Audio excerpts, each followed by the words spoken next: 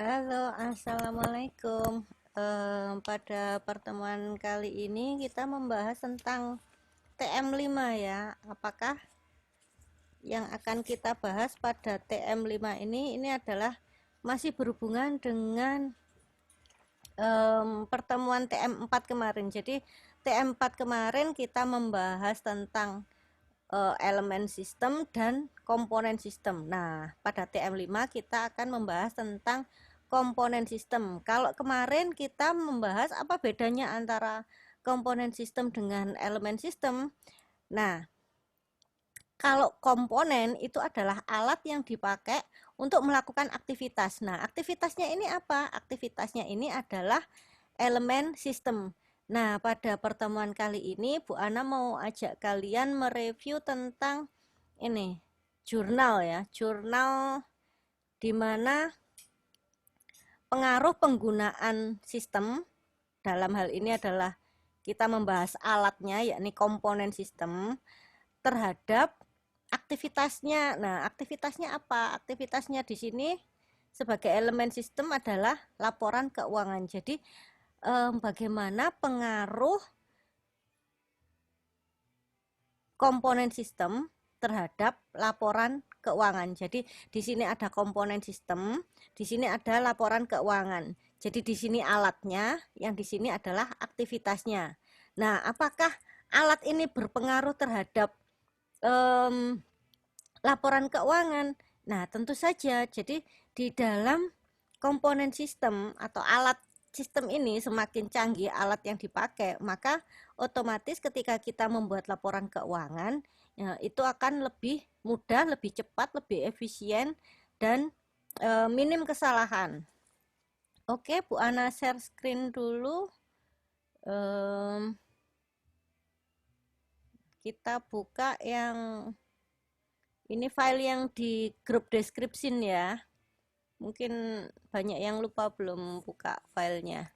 Jadi untuk pertemuan kali ini kita menyambut bulan puasa Ramadan. Pertemuan via Zoom Bu Ana tiadakan, tetapi tetap Bu Ana nge-share video YouTube. Nah, oke, pada pertemuan kali ini nih ya, pengaruh sistem terhadap laporan keuangan. Nah, komponen sistem apa aja? Kemudian elemennya laporan keuangan apa aja? Nah, itu yang akan kita cari tahu dalam pertemuan kali ini. Jadi, key questionnya apa selain dua di atas tadi? Nah, ini kalau dua hal yang di atas tadi kita sudah tahu, nah, kemudian kita cari tahu hubungannya. Nah, bagaimana menghubungkannya? Kita review jurnal. Jadi ada apa sih dalamnya jurnal? Jurnal ini sama seperti ketika kalian nanti membuat skripsi. Jadi jurnal ini adalah resume dari skripsi yang halamannya sampai 100 lebih ya. Kalau jurnal mungkin cuman 10 halaman saja. Tapi itu sudah merangkum, meringkas secara efektif, efisien, membuat ini kita agar lebih pahamnya skripsi itu kita harus pahami dulu jurnal. Jurnal itu ada apa aja dalam jurnal. Nah, ini variabel apa yang diteliti. Nah, apa bedanya variabel X dengan variabel Y. Nah, itu nanti kita langsung lihat ke filenya. Kemudian di variabel ini ada indikator-indikator. Nah, yang penting dalam indikator ini adalah kamu pakai teorinya siapa? Apakah teorinya sudah benar? Nah, apakah ada bukunya, halaman berapa? Nah, itu yang nanti dia jadikan acuan bikin pertanyaan pada kuesioner penelitian. Kemudian di situ juga ada pengaruh parsial, simultan, terus hubungannya dengan uji T dengan uji F apa? Nah, ini berhubungan juga dengan siapa yang diteliti. Nah, dalam jurnal ini nanti kita tahu populasi dan sampelnya. Kemudian bagaimana kalau jawaban itu berupa pernyataan Bu atau jawaban kualitatif. Nah, ini bisa diubah jadi angka. Nah, hubungannya apa dengan skala Likert? Kemudian bagaimana skornya pada hitungan SPSS? Nah, makna dari angka hasil SPSS itu apa? Oke, itu adalah yang akan kita bahas pada pertemuan hari ini. Apakah hari ini ada tugas? Ada. Jadi tugasnya adalah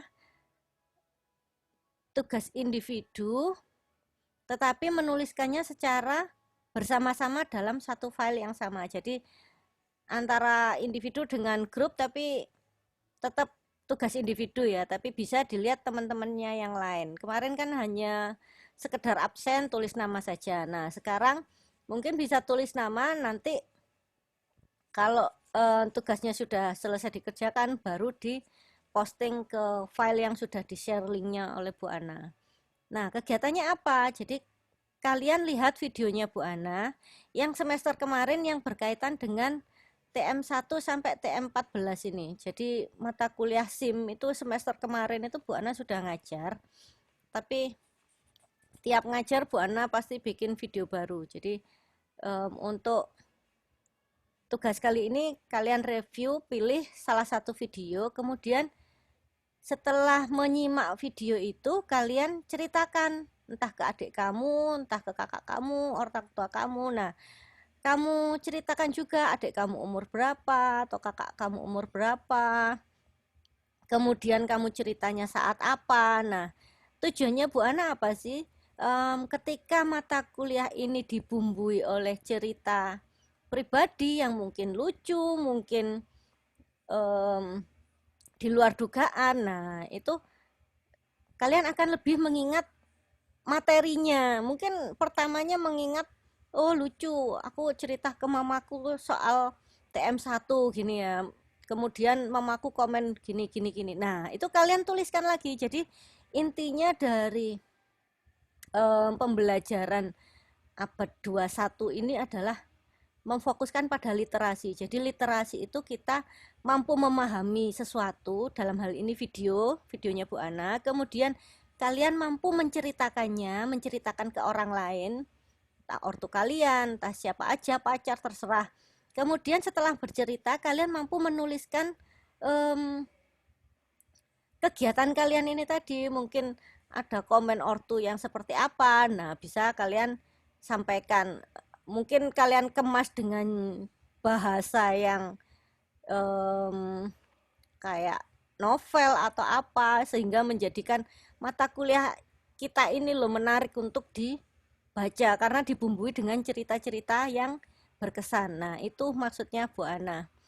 Oke, itu sedikit tentang tugas ya. Jadi tentang storytellingnya ini loh yang mau di highlight sama Bu Ana. Jadi storytelling. Kalian bisa cerita, menuliskannya seperti biasa, boleh pakai template suka-suka kalian ya. Jadi nanti mungkin hasilnya berupa gambar, bisa langsung dikopasin ke link Google Doc yang dikirim Bu Ana. Oke, ini adalah catatannya Bu Ana tahun lalu. Jadi tentang komponen SI, membandingkan pengaruhnya terhadap pembuatan laporan keuangan. Jadi di sini ada warna-warni ya, sama di filenya juga ada di bawah ini. Nanti kita langsung ke filenya saja.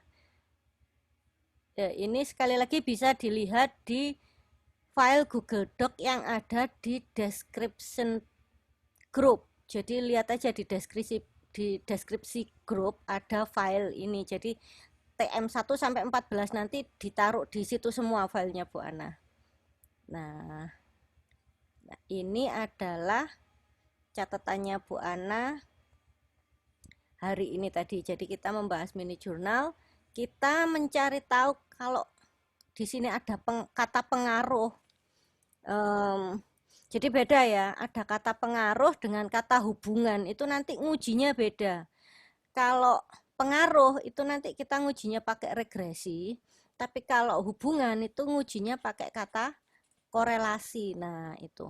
Jadi penggunaan sistem di sini adalah alatnya apa sih? Oh, ada hardware, software, brainware, prosedur, dan basis data. Kenapa Bu Ana nggak membahas tentang komponen ini satu-satu? Karena nanti pertemuan selanjutnya kita akan membahas secara tersendiri. Ada pertemuan berikutnya membahas hardware, kemudian besoknya membahas software, nah kayak gitu, basis data dan lain sebagainya.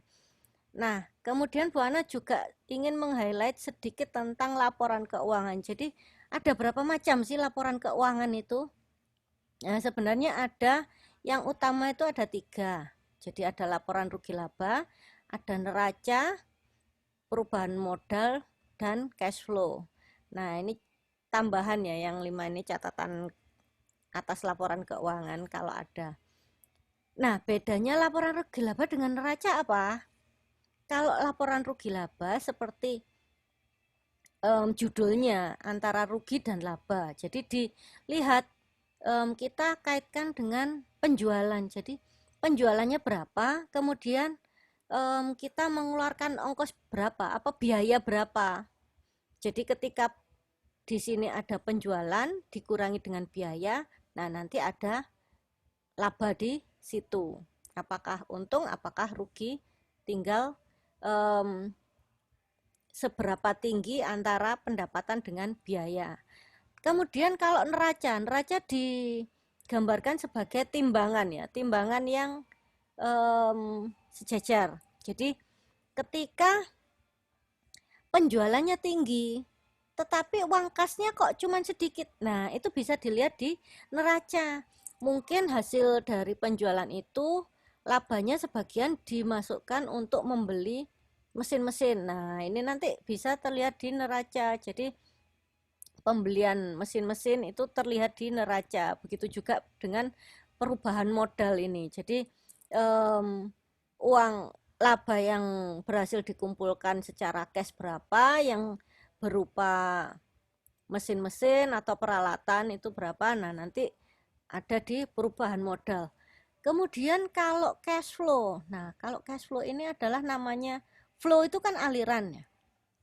Aliran kas. Jadi intinya gini, kita tahu dari mana uang itu masuk ke saku kita. Oke. Dari mana kita dapat uangnya. Kemudian uang yang ada kita belanjakan untuk apa? Nah, dari uang masuk terus dikeluarkan, nah itu pasti ada saldo ya.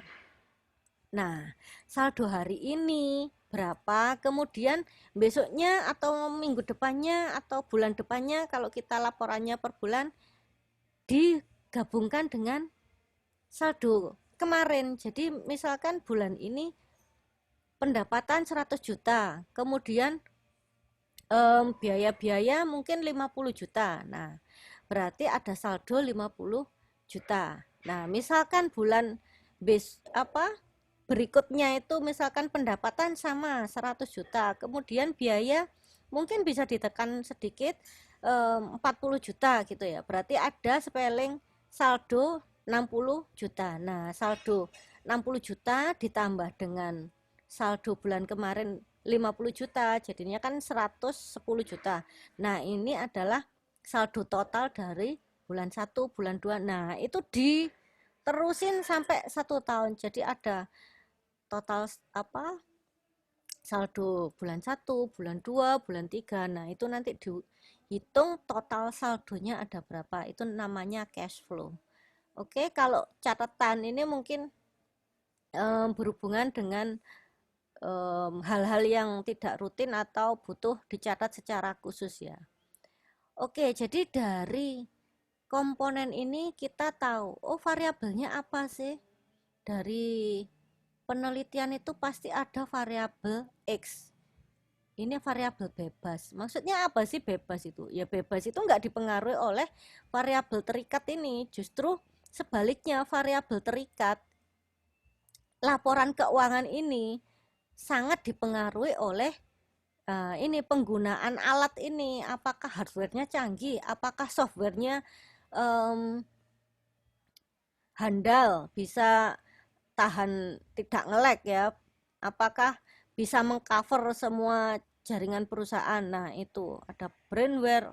Brandware di sini adalah maksudnya adalah SDM. Apakah SDM skillnya bisa diandalkan. Nah, itu dalam brandware ini juga terdapat internet. Jadi selain hardware, software juga harus ditunjang dengan jaringan internet. Kemudian ada prosedur. Nah, kalau kita ngomongin prosedur ini terkait dengan teori yang value chain kemarin ya, ada prosedur di mana aktivitas barang masuk diproses, kemudian menjadi barang jadi, dibawa ke pembeli. Nah, kayak gitu. Kemudian ada basis data. Nah, dalam perusahaan itu pasti ada data-data mentah yang belum diolah.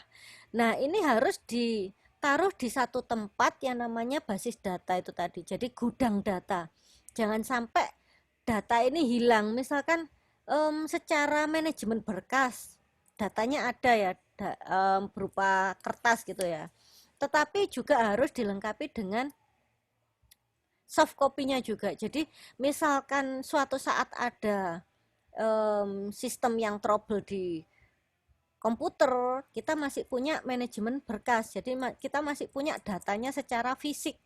Nah, atau misalkan secara fisik ini mungkin kertasnya sudah karena sudah lama tidak bisa terbaca. Nah, kita masih punya soft file-nya. Jadi dua hal ini saling membantu ya. Jadi manajemen berkas dan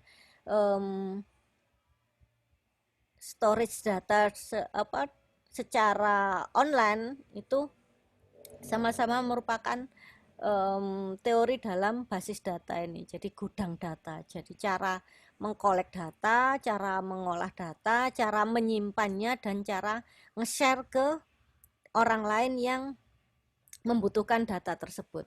Oke, jadi di sini kita sudah tahu ya. Oh, kita akan membahas hubungan tentang alat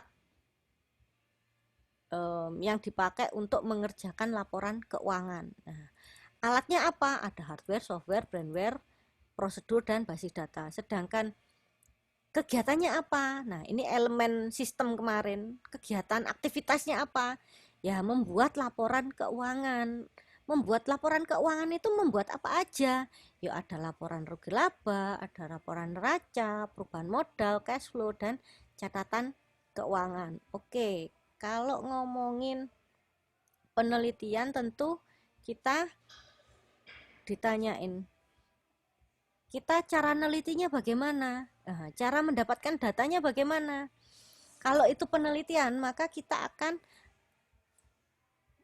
menyebar kuesioner. Nah, menyebar kuesioner, kemudian kita bisa melakukan wawancara atau cek dokumen. Misalkan cek dokumen ini berhubungan dengan laporan keuangan tadi ya. Apakah datanya sesuai, apakah datanya tepat waktu dikumpulkan. Nah, ini bisa cek dokumen.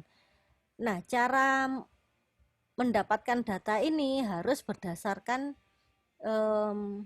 landasan teori. Jadi teorinya siapa yang dipakai, ada dalam buku apa, bagaimana mencari indikatornya. Nah, indikator ini adalah teori-teori yang sebagai acuan kita membuat kuesioner. Oke, sudah sampai di sini. Insya Allah jelas ya. Jadi kita tahu variabelnya X, Y itu apa, bedanya X dengan Y itu apa, kemudian cara nelitinya bagaimana, cara bikin kuesionernya bagaimana, kemudian siapa yang diteliti dalam penelitian ini. Oke, jadi penelitian itu kalau enggak meneliti konsumen, pasti kalau ini marketing, ini pasti neliti konsumen. Tetapi kalau ini berhubungan dengan SDM, pasti neliti tentang pegawai.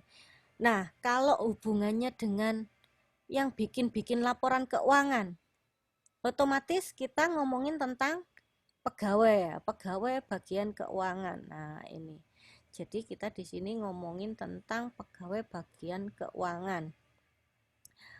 Oke, kalau customer itu biasanya terkait dengan produk, atau kalau enggak ya kepuasan pelanggan, atau kalau enggak ya loyalitas pelanggan. Jadi orang yang puas membeli suatu produk, dia pasti loyal. Jadi loyal itu setia. Setia itu dari puas dulu. Nah, puas ini didapat dari mana?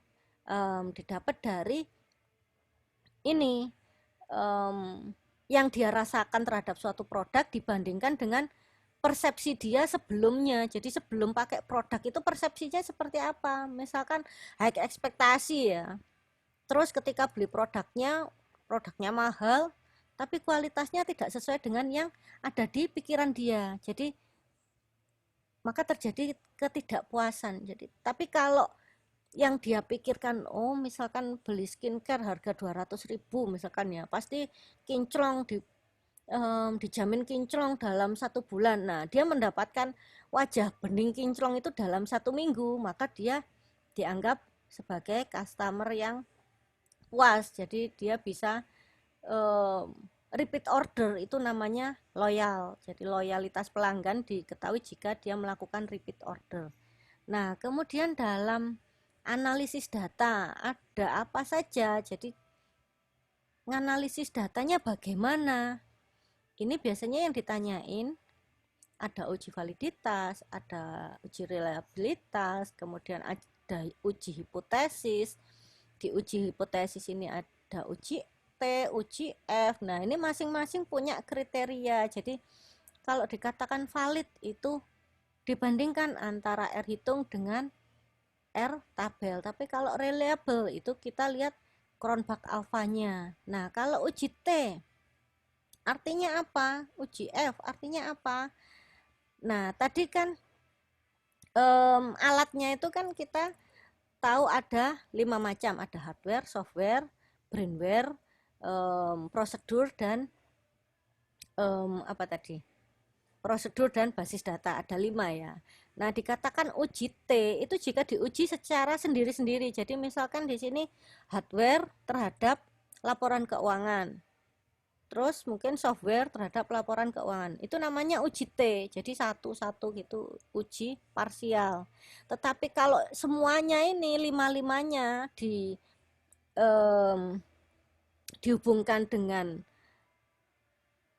Y atau laporan keuangan, maka ini disebut sebagai uji F atau simultan. Jadi dilakukan pengujian secara bersama-sama. Mungkin kalau yang ini agak bingung dimengerti, mungkin begini. Kalau sepeda motor itu kan ada roda, ada setang, ada sadelnya. Nah, kalau yang namanya uji T itu diuji satu-satu, setangnya apakah nyaman dipegang, joknya apakah nyaman diduduki, kemudian rodanya apakah nyaman dikendarai di jalan, nggak selip-selip. Nah, itu jika diuji satu-satu namanya adalah parsial. Tapi kalau diuji bersama-sama sebagai satu rangkaian dari sepeda motor, maka itu namanya uji F atau simultan. Kemudian kalau uji regresi, nah ini berhubungan lagi dengan kata pengaruh ini tadi. Jadi pengaruh secara simultan ini namanya uji regresi. Tetapi kalau yang diuji tadi pengaruh bukan pengaruh ya, hubungan antara alat dengan elemen, yakni laporan keuangan. Nah, itu berarti yang dicari adalah nilai korelasi atau nilai hubungan, disimbolkan dengan R. Tetapi kalau nilai regresi itu disimbolkan dengan R square. Nah, oke, sampai di sini. Nanti kalau ada pertanyaan bisa japri Bu Ana ya. Nah, ini adalah jurnalnya ya. Jadi Bu Ana sudah ngeprint, Bu Ana coret-coret. Jadi kalau kalian mau memahami sesuatu, kalian harus print, kalian harus coret-coret. Nah, ini Bu Ana color code di sini ada bedanya. Jadi yang pink ini adalah variabel bebas, dan yang variabel hijau ini adalah variabel tergantung. Nah, di sini intinya ini, jadi kata kuncinya adalah di sini ada pengaruh. Nah, ini sistem informasi manajemen, ini variabel X-nya atau bebasnya terhadap kualitas laporan keuangan. Nah, di sini ada tujuan. Nah, tujuannya apa sih? Ya tentu saja cari pengaruh. Apakah adanya sistem ini berpengaruh terhadap laporan keuangan? Ya tentu saja. Kalau misalkan kalian bayangkan gini ya, kalian bikin laporan keuangan manual tulis tangan, cuman pakai kalkulator yang Anda pencet-pencet. Nah, itu faktor kesalahan yang mungkin Anda alami bisa sangat besar. Tetapi kalau itu Anda pakainya teknologi yang terintegrasi, ada hardware, software, jadi satu komputer itu ada internetnya, terus yang ngerjakan juga orangnya skillnya mampu diandalkan. Nah, ini otomatis tingkat kesalahan ini bisa diminimalkan. Nah, terus siapa yang diteliti? Nah, ini yang berhubungan tadi. Siapa yang dikasih kuesioner untuk menjawab ini tadi loh? Apakah pelanggan PT Telkom ataukah pegawai PT Telkom? Nah, karena kita ngomongin laporan keuangan, otomatis kita ngomongin tentang SDM. Jadi tentu saja pegawai PT Telkom karena berhubungan dengan laporan keuangan. Mungkin kalau yang diomongin itu produk atau pelanggan, nah itu baru kita ngomongin pemasaran. Tapi kali ini adalah tentang SDM. Jadi kita ngomongin tentang pegawai, sumber daya manusia atau pegawai. Oke, ini di sini metode analisisnya pakai analisis regresi. Kenapa kok regresi? Karena berhubungan dengan kata pengaruh tadi.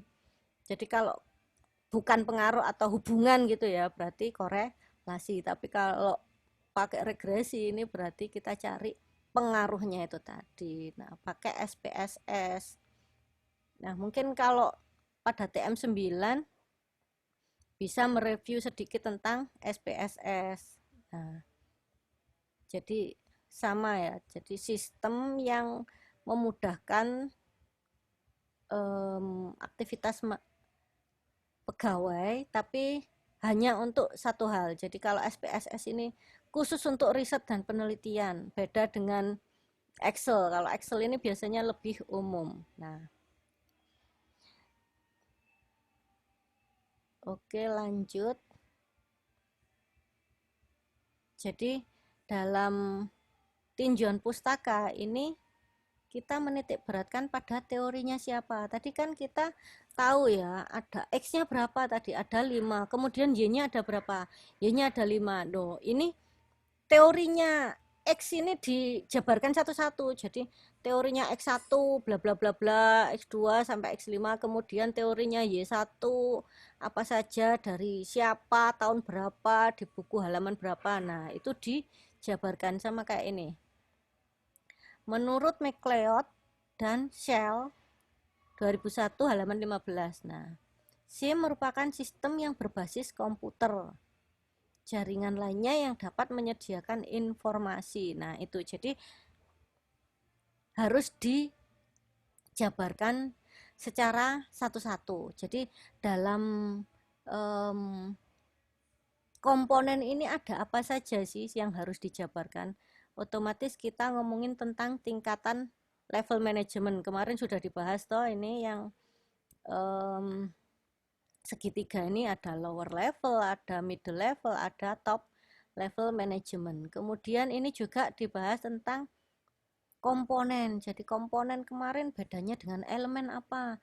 Oh, komponen itu alatnya, Bu. Kalau elemen itu adalah kegiatannya atau aktivitasnya. Ya, benar, pinter. Jadi di sini dicari tahu menurut siapa. Hardware menurut Susanto 2004 halaman 34. Nah, ini bilangnya seperti ini. Hardware adalah, software adalah. Nah, ini brandware. Kemudian setelah menjelaskan X-nya juga harus menjelaskan Y-nya tentang laporan keuangan adalah bla bla bla bla. Ini menurut siapa ini? Menurut Lin M. Fraser. Dialih bahasakan oleh Sam Setia Utama 2008 halaman 11. Mengemukakan laporan keuangan adalah sebagai berikut. Jadi kualitas laporan keuangan idealnya mencerminkan gambaran yang akurat. Oh, ini berbicara tentang bagaimana laporan keuangan yang berkualitas. Nah, ini dapat dipahami, relevan, handal, dapat dibandingkan. Nah, ini dijabarkan lagi di bawahnya. Nah, ini jadi laporan laporan keuangan apa aja. Tadi kan ada 5, ini dijabarkan. Kemudian laporan yang berkualitas harus bagaimana?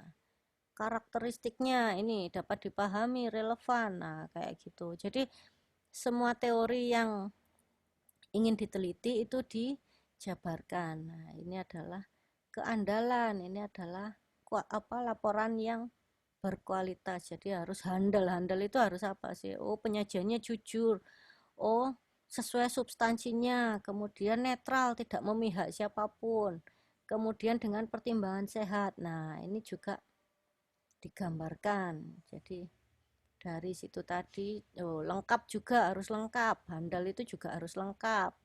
Kemudian data keuangan itu harus dapat dibandingkan. Nah, itu adalah data laporan keuangan yang berkualitas. Nah, ini adalah gambarannya. Jadi di sini ada X-nya, di sini ada Y-nya. Nah, kerangkanya seperti ini. Jadi pakai data apa? Data kuantitatif apa data kualitatif? Nah, ini data kuantitatif itu ada primer dan sekunder. Kalau primer itu berarti ya laporan keuangan itu sendiri, sedangkan kalau sekunder itu berasal dari literatur atau buku-buku. Nah, ini tadi sudah ya, cara mendapatkan data pakai kuesioner atau dokumen. Kemudian ini siapa yang kita teliti? Nah, ini ada populasi dan sampel. Berapa populasinya, berapa sampelnya. Nah, ini. Jadi yang dinamakan populasi adalah seluruh staf karyawan PT Telkom. Karena jurnal ini kita ngomongin tentang PT Telkom. Jadi pengaruh hardware software terhadap laporan keuangan. Nah, berapa orang yang dikasih kuesioner? Mungkin yang diteliti enggak semuanya. Mungkin pegawai PT Telkom ini mungkin ribuan. Nah, berapa orang yang diteliti? Nah, sampelnya di sini hanya diambil 45 orang, yakni biasanya bagian keuangan. Jadi bagian yang membuat laporan keuangan. Oke, kemudian di sini ada pembahasannya juga. Analisis regresi. Nah, tadi kan sudah dikasih tahu Bu Ana ya, kalau itu kata kuncinya adalah pengaruh, itu berarti analisisnya pakai analisis regresi. Karena regresi ini adalah mencari tahu pengaruhnya itu sebesar apa gitu loh. Bukan hanya pengaruhnya besar. Nah, tapi angkanya berapa? Nah, itu pakai regresi nanti bisa diketahui angkanya berapa. Nah, ini. Jadi ada R dan R square. Di sini ada R dan R square. Nanti kalian baca sendiri ya, ada di filenya. Jadi kalian lihat lagi catatannya Bu Ana. Nah, ini ada koefisien determinasi. Jadi ini adalah angka korelasi. Nah, tadi kalau berhubungan dengan korelasi apa? Hubungan. Jadi dalam kata pengaruh itu di dalamnya itu sudah termasuk ada hubungan. Jadi kalau mencari hubungan itu belum tentu berpengaruh, tetapi kalau mencari pengaruh itu pasti berhubungan. Nah, ini. Jadi R ini adalah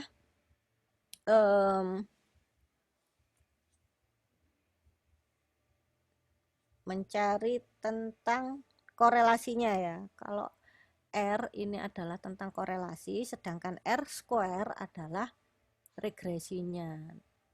Nah, ini loh, angka regresi atau pengaruh. Jadi R square. Jadi di sini itu angka pengaruhnya sebesar 0,72. Nah, ini angka hubungannya sebesar 0,848. Nah, kayak gitu. Kemudian ada lagi tentang uji T dan uji F. Tadi sudah sedikit dikasih tahu Bu Ana ya, kalau uji T ini adalah secara parsial.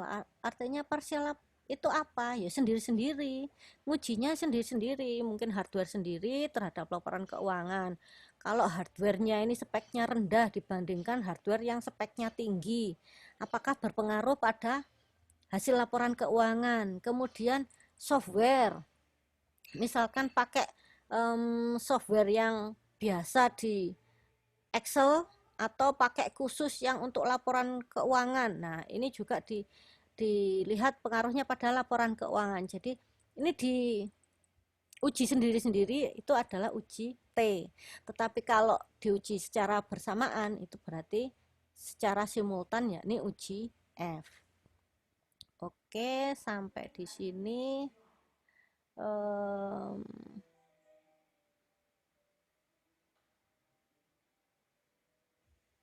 Nah, ini ada penutup.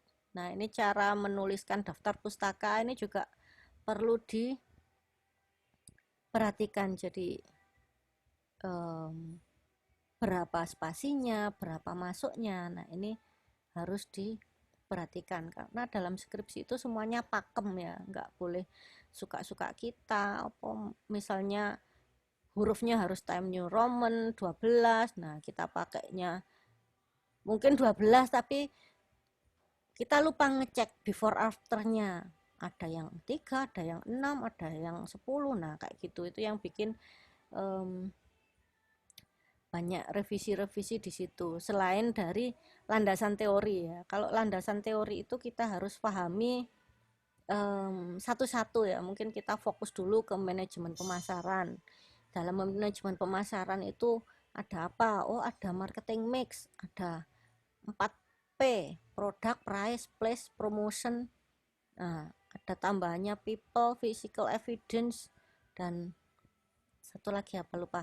Nah, itu dari satu-satu ini kalian cari menurut teorinya siapa, dari bukunya siapa. Nah, itu yang dijabarkan secara sendiri-sendiri. Nah, ini jadi dalam daftar isi jurnal ini itu isinya ini aja.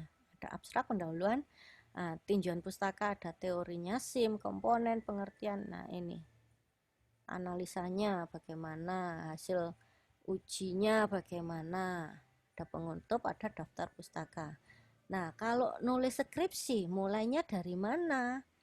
Kalau nulis skripsi ya mulainya harus dari daftar isi. Jadi kalian tahu dulu yang mau kalian tulis itu apa. Kalian mau neliti teorinya siapa gitu loh. Jadi tadi kalau yang dicontohkan tadi kan teori X itu komponen, sedangkan teori Y itu adalah laporan keuangan. Jadi aktivitas menulis laporan keuangan. Jadi dua hal ini dikupas sendiri-sendiri. Nah, kayak gitu. Jadi di sini ada tinjauan pustaka ini mengupas tentang teori X1. Tadi kan ada hardware, X2 ada software, X3 dan seterusnya. Kemudian ada teori Y. Kalau Y-nya cuma satu, ya sudah teori Y aja. Tapi kalau ada dua Y-nya, misalkan laporan keuangan tadi ada 5, ya harus dijabarkan. Y1 itu mungkin laporan rugi laba, Y2-nya neraca, kemudian Y3-nya laporan perubahan modal, ya. Kemudian ada cash flow. Nah, itu dijabarkan sendiri-sendiri. Nah, key point-nya apa? Key point-nya di sini ini. Jadi key question-nya yang harus kalian pegang itu ini. Kalian tahu variabelnya apa?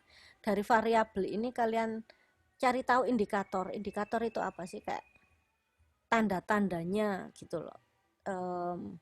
Misalkan tadi kan variabel hardware ya. Indikatornya apa? Hardware yang berkualitas, misalkan RAM-nya berapa, ROM-nya berapa. Nah, kayak gitu. Indikatornya speknya tinggi apa enggak. Nah, kayak gitu. Kemudian bedanya populasi dengan sampel. Kalian harus tahu. Kalau populasi itu adalah sekumpulan yang diteliti dalam hal keseluruhan, tetapi kalau sampel itu hanya sedikit yang diambil untuk dijadikan contoh yang diteliti. Siapa yang diteliti? Nah, tadi kan pegawai PT Telkom ya. Kemudian ada uji reliable, uji validitas. Nah, artinya valid dan reliable ini apa? Kalian cari tahu sendiri-sendiri. Nanti dijabarkan juga di dalamnya. Jadi ada bab 3-nya di situ. Ada uji T, uji F. Tadi sudah dijabarkan sedikit sama Bu Ana ya. Kemudian dalam membuat kuesioner itu acuannya teorinya siapa, bukunya apa. Nah, ini yang penting, yang sering salah di sini. Jadi landasan teori dan kuesionernya ini yang harus ini bolak-balik revisi di situ. Nah, ini juga bab 3 ada menjelaskan. Samalah kayak jurnal tadi, cuman kalau jurnal itu dipersingkat ya, di apa, resume gitu, rangkumannya. Jadi kalau skripsi itu adalah penjabarannya secara lebih luas lagi, jadi harus 2 spasi, nah gitu. Kalau enggak, kalau ngetiknya enggak 2 spasi nanti disalahin nanti. Oke, sampai di sini. Semoga paham ya dengan pertemuan hari ini. Bu Ana akhiri. Wassalamualaikum warahmatullahi wabarakatuh. Marhaban ya Ramadan. Semoga kita semua mendapat berkah dari Ramadan ini. Amin amin ya robbal alamin.